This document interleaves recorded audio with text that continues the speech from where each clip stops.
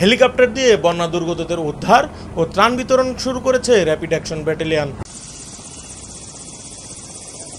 শুক্রবার সকালে র্যাব সদর দপ্তরের লিগ্যাল অ্যান্ড মিডিয়া উইংয়ের সহকারী পরিচালক এএসপি আলামিন হোসেন এসব তথ্য জানান। এদিকে আগামী 24 ঘন্টায় দক্ষিণ পূর্বাঞ্চলের ফেনী ও চট্টগ্রাম জেলার মুহুরী এবং হালদা নদীর পানি বিপদসীমার উপর দিয়ে প্রবাহিত হতে পারে বলে জানা যায়।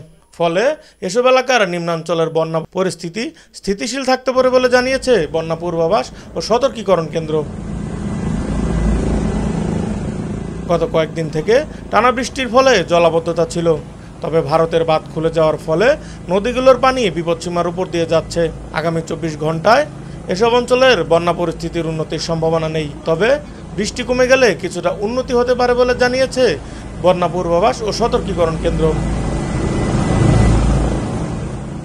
এছাড়া আগামী 24 ঘন্টায় দেশের দক্ষিণ পূর্বাঞ্চল তৎসংলগ্ন উজানে মাঝারি থেকে ভারী বৃষ্টির পূর্বাভাস রয়েছে।